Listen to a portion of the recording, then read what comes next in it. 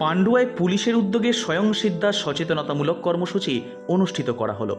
নারী সুরক্ষা, বাল্যবিবাহ প্রতিরোধ, মানব পাচার, সাইবার প্রতারণা, শিশু নিপীড়ন সহ বিভিন্ন সামাজিক সমস্যা নিয়ে সচেতনতা বাড়াতে বিশেষ কর্মসূচি আয়োজন করল হুগলি জেলা গ্রামীণ পুলিশের পান্ডুয়া থানা। মূলত গ্রামীণ পুলিশের উদ্যোগে শুরু হওয়া এই সচেতনতামূলক প্রকল্পের নাম স্বয়ংসিদ্ধা। তারই অঙ্গ হিসাবে এই কর্মসূচির আয়োজন করা হয় পান্ডুয়ার বাটিকা বালিকা উচ্চ বিদ্যালয়। এই দিনের এই অনুষ্ঠানটি বৈঁচি পুলিশ ফাঁড়ির অফিসার ইনচার্জ উজ্জ্বল ঘোষের নেতৃত্বে অনুষ্ঠিত করা হয়।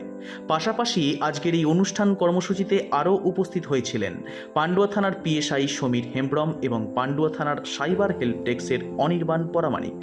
120 জন ছাত্রীদের নিয়ে এই কর্মসূচিটি অনুষ্ঠিত করা হয় বলে পুলিশ সূত্রে জানা যায়। কর্মসূচি থেকে ছাত্রীদের উদ্দেশ্যে পুলিশ প্রশাসনের পক্ষ থেকে নানান গুরুত্বপূর্ণ বিষয়ে আলোচনা করা হয়। বিশেষ করে কিশোরী ও নারীদের সুরক্ষা, অল্প বয়সে বিয়ে না দেওয়ার প্রয়োজনীয়তা, মানব পাচারের আশঙ্কা ও প্রতিরোধের উপায়, সাইবার অপরাধ ও প্রতারণা থেকে বাঁচার কৌশল, শিশু নির্যাতনের বিরুদ্ধে সচেতনতা। বিদ্যালয়ের পক্ষ থেকে জানান, স্কুলের মধ্যে এই ধরনের সচেতনতামূলক কর্মসূচি আয়োজন ছাত্রীদের জন্য অত্যন্ত উপকারী। শিক্ষার্থীরাও পুলিশ প্রশাসনের এই উদ্যোগকে সাধুবাদ জানায়। হুগলি জেলা গ্রামীণ পুলিশের পক্ষ থেকে জানানো হয়েছে, আগামী দিনেও বিদ্যালয়গুলিতে এই ধরনের সচেতনতামূলক কর্মসূচি চালিয়ে যাওয়া হবে, যাতে আগামী প্রজন্ম আরও সচেতন ও নিরাপদ পরিবেশে বেড়ে উঠতে পারে। সুমন চক্রবর্তীর রিপোর্ট, হুগলি টাইমস। দিনের পার্থক্য কি আমি অনেক বেশি জ্ঞানী হয়ে যাবো না আমি অনেক বেশি বড় হয়ে যাবো? হবো না তো। তোমাদের ধরো যার 18 বছর হয়নি সে বিয়ে করলে না, কালকে যার 18 হয়ে যাবে সে বিয়ে করে নেবে। তো এমন কিছু পার্থক্য কি আছে একদিনে? নেই তো। মানে এটাকে জাস্ট একটা এজ মেজারমেন্ট করা হয়েছে। তার মিনিংটা এই নয় যে আমার আজকে 18 বছর হয়ে গেল, সকালে আমি 10টার সময় হয়েছিলাম টাইম দেখে, আর বিকালবেলায় আমি আজকে বিয়ে করে নেবো, এটা কিন্তু না। মানে একটা জিনিস খেয়াল করে দেখবে, ভালো করে পাড়া প্রতিবেশীদেরকে দেখবে, যারা কম বয়সে বিয়ে করছে তাদের ভবিষ্যৎটা কোন জায়গায় গিয়েছে দাঁড়িয়েছে দেখবে একবার। মানে এই যে তোমাদের পড়াশোনা, এই যে তোমাদের ডেভেলপমেন্ট, এর থেকে তোমরা অনেক উঁচু জায়গায় যেতে পারবে। মাঝে যখন ইন্টারসেক্ট হয়ে যাবে, কেউ বিয়ে করে নেবে, তার তো পড়াশোনা আর কোনো কিছু হবে না, কোনোদিনও টাইম দিতে পারবে না। তো তখন তোমার আজ থেকে 5 বছর 10 বছর পরে গিয়ে মনে হবে ভৌতবিজ্ঞানী থাকছে। এখন তো প্র্যাকটিক্যাল ক্লাস হয় তোমাদের, হয় না? প্র্যাকটিক্যাল ক্লাস 11-এ যখন উঠবে, যারা সায়েন্স নেবে, তখন কেমিস্ট্রি বা ফিজিক্সের প্র্যাকটিক্যাল ক্লাস হবে, ঠিক আছে? প্র্যাকটিক্যাল মানে ধরো ওই অ্যাসিডের মিক্সচার, কিভাবে কোন অ্যাসিড খাট মেশানো, সমস্ত কিছু যে বিক্রিয়াগুলো এখন করছো 9-10-এ, সেইগুলো গিয়ে ফিজিক্যালি এক্সপেরিমেন্ট করতে পারবে।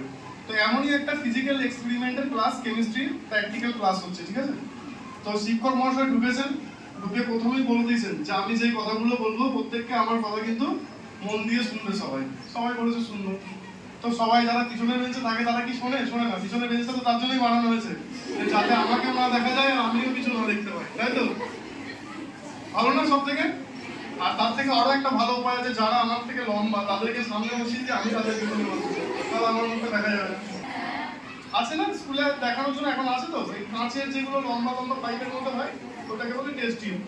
তো যাই হোক, ওই প্রত্যেককে বলেছে, প্রত্যেককে কেমিস্ট্রি ক্লাসে কারোর সাথে কোনো নিজের সাথে হোক বা বাড়িতে কারোর সাথে কোনো ব্যাংক ফ্রড বা ব্যাংকে টাকা পয়সা এরকম ভাবে কুড়িয়েছে, এরকম কেউ কারোর সাথে কোনো ইনসিডেন্ট হয়েছে?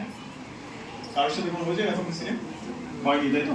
ঠিক আছে, শোনো, একটা জিনিস মাথায় সবাই শুনে নাও ভালো করে, যে বাড়িতে ওই জিনিসটা বলবে, বিশেষ করে বাবা মাকে বলবে, যে ব্যাংকের নাম করে যদি কেউ ফোন করে, যে আমি ব্যাংকের ম্যানেজার বলছি, আমি এসবিআই ব্যাংকের ম্যানেজার বলছি, বা অ্যাক্সিস ব্যাংকের ম্যানেজার বলছি, বা এইচডিএফসি ব্যাংকের ম্যানেজার বলছি, যে আপনার অ্যাকাউন্টটা বন্ধ হতে চলেছে, আপনি আপনার ব্যাংকের অ্যাকাউন্ট নাম্বার দিন, আপনার হচ্ছে আধার কার্ড নাম্বার, সেম তোমার ডাটা পুরো যা তোমার ফোনে যা আছে সেম ভাবে তোমার ডাটাটা চলে যাবে।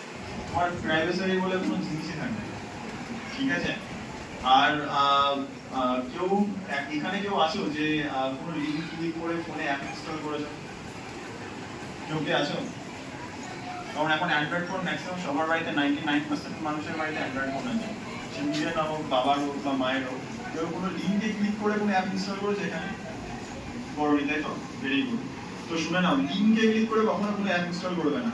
তোমার বন্ধু বলতে পারে, ভাই এই লিঙ্কে ক্লিক করে অ্যাপটা ইনস্টল কর, তাহলে তুই 10 টাকা পাবি বা তুই 20 টাকা পাবি, এরকম বলতে পারে। কখনো লিঙ্কে ক্লিক করে কোনো অ্যাপ ইনস্টল করবে না। অ্যাপ ইনস্টল করতে হয় প্লে স্টোর থেকে করবে, অনলি প্লে স্টোর থেকে অ্যাপ ইনস্টল করবে।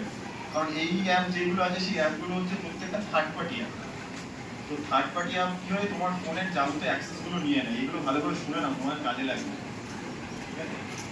তো এই থার্ড পার্টি অ্যাপগুলো তোমার ফোনের যাবতীয় অ্যাক্সেস নিয়ে নেয়, নেওয়ার ফলে তোমার ফোনের মানে তুমি যা যা করবে ওই সেম ভাবে অপর প্রান্ত ওই ব্যক্তি সেম ভাবে তোমার ফোনে যাবতীয় অ্যাক্সেস করতে পারে।